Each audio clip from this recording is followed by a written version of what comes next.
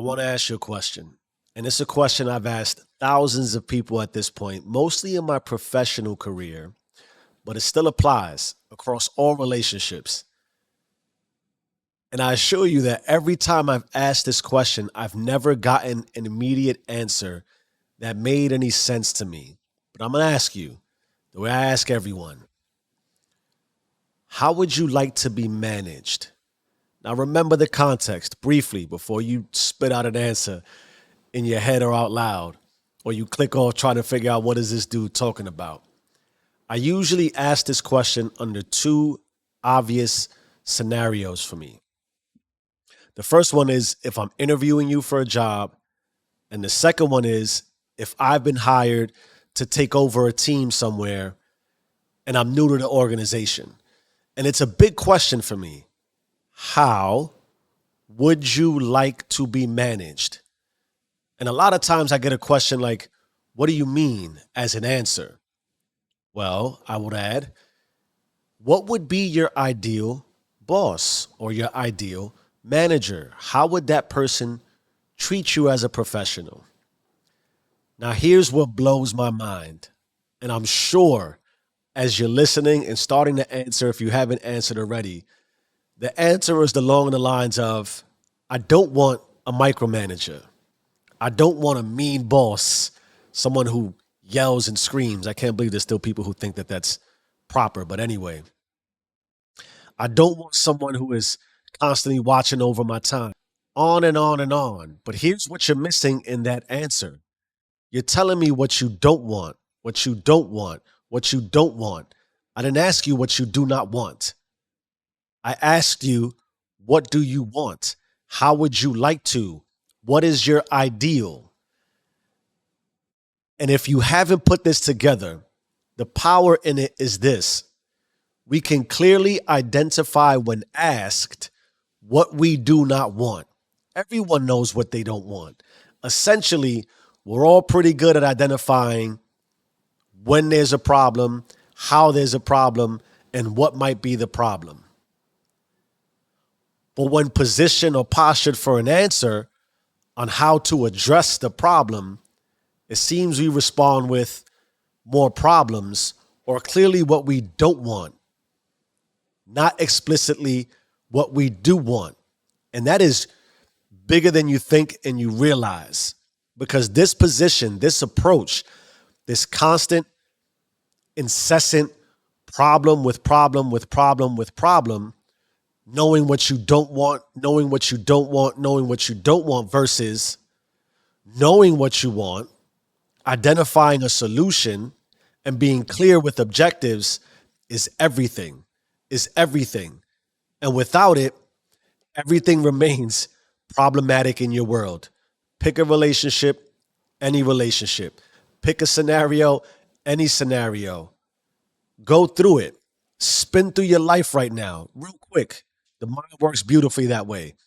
Go through all the problems you perceive as problems and ask yourself, are you presenting problems to your problems?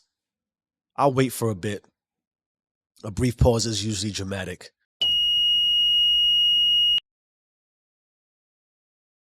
We're back. Now, the main takeaway thus far should be is that clearly we all have problems. You can't evade them. You can't pretend like they don't exist. They don't just go away. But what should also be abundantly clear is that every problem that you are experiencing definitively has a solution, inclusive of you deciding to create a problem for your problem. Because we have to resolve it in some way. So if we can agree to that, then at some point, a problem is a problem that equals another problem, or a problem is a problem that equals a solution, then this is what the takeaway on how to move forward should be, assuming you want to move forward and any of this makes any sense. The reality I came to before I even started to ask this question of anyone else, which is easier professionally and harder personally, try it today.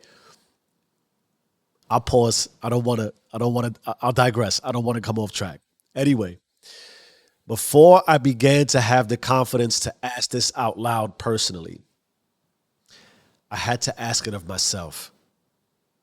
How do I want to be managed? How do I want to be managed physically? How do I want to be managed emotionally? How do I want to be managed spiritually, psychologically, intellectually? All of these things that resolve and resonate here and here, this is that cliche moment, has to be resolved in a way that I feel comfortable with it being resolved here. Maybe it's the heart, but it's internal. It's with me. It's becoming self managed. The solution to all of your problems is self management. And how you decide to self manage yourself will extend out from your internal vessel, your being, your consciousness, externally to everything that surrounds you in your reality, in physical matter, or whatever the logic and science is. What you see in life, what you are experiencing in life.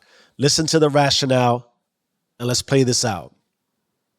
How could you realistically look to establish boundaries and set firm rules and regulations for how your boss or your colleagues or your spouse or your children or your friends or your community or just strangers react to you, act towards you, treat you, and ultimately manage you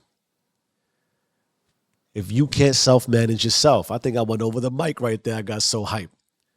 How could you expect for someone to speak to you in a certain manner when you speak to yourself all recklessly? How could you expect to hold someone accountable to have expectations when you don't hold your own accountability and you don't meet your own expectations and standards?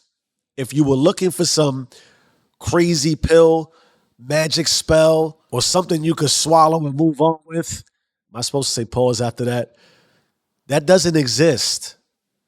There is no magic involved in the recreation of the outcomes of your problems, but certainly persisting in a mode of a problem for a problem will only exacerbate your problems and create additional like problems because all you're about is knowing what you don't want, but not really identifying what it is you do want.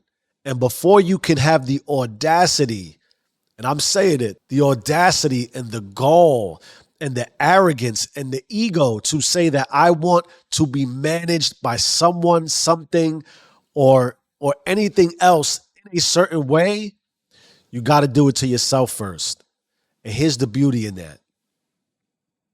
When I made my 180, or when anyone makes a change, and you work on you, and you get your physical up, and you're able to articulate yourself in a way that says, I prioritize my physical being.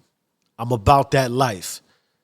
When you are able to articulate yourself intellectually in a way that says, I have a dominant skill set, I apply it, and I'm about that life.